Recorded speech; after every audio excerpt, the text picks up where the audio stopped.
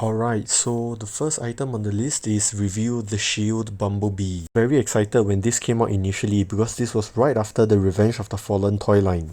At that point in time whereby I was the most into Transformers collecting. Though I liked the Bayverse designs, I was always looking for a more modern attempt at making G1 characters. Of course, the Review the Shield line came in at the right moment, giving me exactly what I wanted. Fortunately, at that point in time, I was very young and still drawing an allowance, so I may not have the chance to have gotten them back then. So really glad to have the chance to get them now. The next figure I have is of course Starscream. Fans of this character all know him too well as the two-faced pretty boy who always takes the opportunity to try to usurp Megatron's position as the leader of the Decepticons. The Shield definitely did a good job with this toy over here, as we can see that he is not chunky or blocky despite being a Legends class toy and having a simplified transformation. At the same time, his proportions are quite good and generally look in line with how he looks in the show. His bag is also well designed, there's barely any backpack at all, and he really just looks like a smaller version of the Deluxe and the Masterpiece. Of course, the key defining feature of Starscream, that smirk on his face that they added in. This small figure come to life as though he's trying to plot something against you right now. Even though this toy hasn't been unboxed, It doesn't look like it's mint in packaging, and that's because the glue has actually come off with age, and that's why it's held in place with the staple bullets. However, it's actually not been taken out of packaging ever, as we can see here that the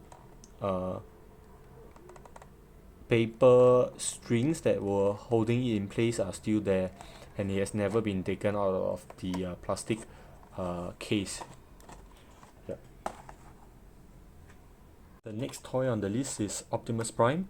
This has been quite a difficult to obtain figure, and for such a small scale, again, really, the toys back then really were outdoing themselves, right? It really looks like a miniature masterpiece, especially for this cheap price point back then. A similar case with Starscream, the glue has already dried, and that's why it looks like it's come off the packaging of the card. And I would say that's actually, a dual-edged sword, because on one hand, even though it does not look like it's mint in box, it does separate well enough, and so you can keep the card and the plastic mold separate, and you still can have the mint in card look while at the same time not damaging the underlying card, which is nice to preserve. So for my last toy, I have Motor Breath, which is basically just a recolor of Optimus Prime here. So I'll just have them both up close for comparison, and yeah, you can see that it's very very similar. Basically just the only difference being in color, and the fact that Motor Breath here actually has the additional sword. And yeah, it's quite amusing to actually have this called Motor Breath when usually a dark version of Optimus Prime would just be Motor Master. So yeah, and this is actually not under the same line, it's under Generations, so I think it probably came later after the Review the Shield line.